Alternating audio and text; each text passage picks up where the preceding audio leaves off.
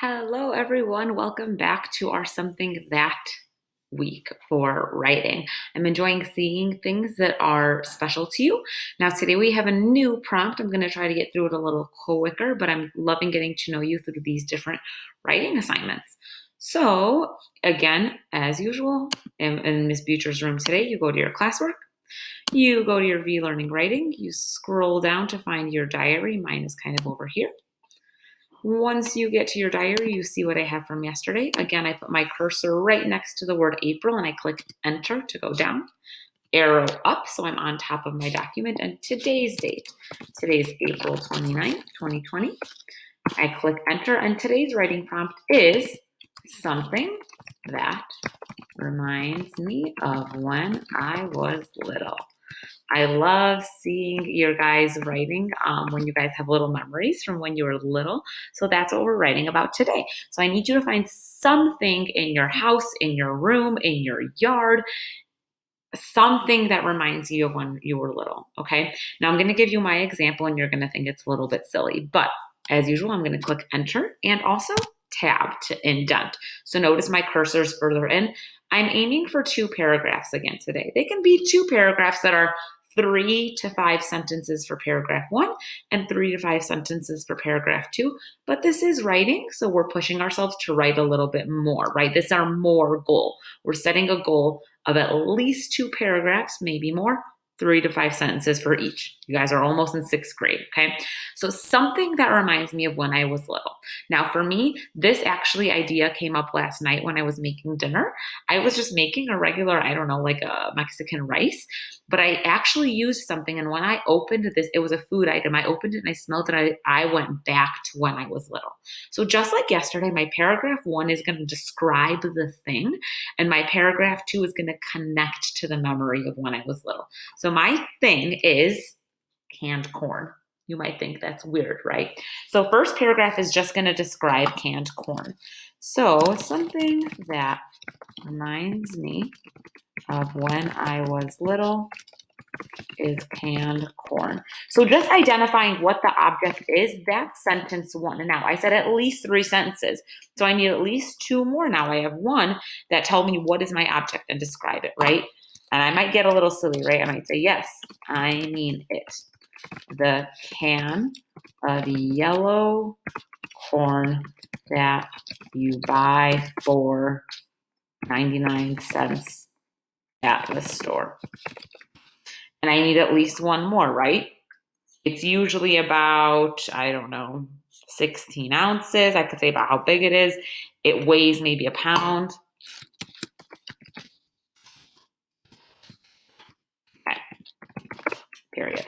So, okay, great. I'm like, well, I got my 3 sentences and now I need to go to the next one. I would have liked to put a little bit more, but that's okay. Sometimes you just don't. So now I put return and tab. Now I need to think about, now you need to tell me, why does it remind you of when you were little? What happened with this when you were little? What memory does it bring, right? So I might say, when I was little, my mom worked a lot. She was so busy. And on top of working so much, she also had to make dinner for 4 kids every night. When I was little, I did not like to eat vegetables.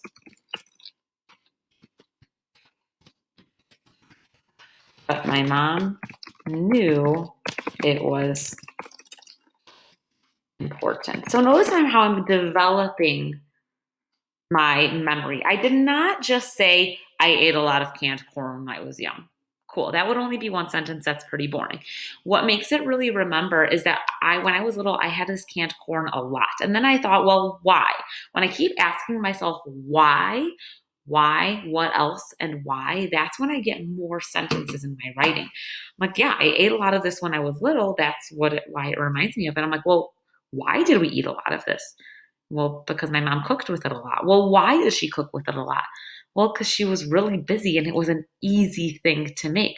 Well, why did she go with this easy thing? Well, because it's kind of a vegetable, but it was sort of sweet. So we liked it. So it was kind of healthy, but also something that we would actually eat as kids, right? My mom knew it was important. So She wanted us to eat healthy, but she needed to make dinner fast. And corn is a vegetable that is kind of sweet, so kids like it. And when you buy it, you can have it to eat almost right away. So it's fast. Right? So you notice that I kept talking about how she needed stuff to be fast. Now I'm going to connect this to, okay, so how does that relate to me now, right? Maybe now when you look at a picture, you remember the best day ever on a vacation with your family, if that's your object. Or if your memory is a toy, now when you snuggle your teddy bear, you feel like you're 2 years old again. Connect it back to how does it make you feel now when you use it. So I described how my mom just wanted us to eat healthy and she needed us to try some vegetables, and canned corn was fast. It was easy and she could actually get us to eat it because it was a little bit sweet. So now how does it connect to me today? I'm 31 years old, right? So now when I open canned corn and I smell the sweet vegetable, I feel like I am back in the kitchen with my amazing busy mom who just wanted her kids to eat vegetables.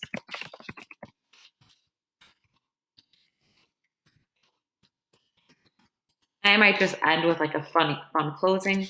I love my mom and I love canned corn, right? And that's it.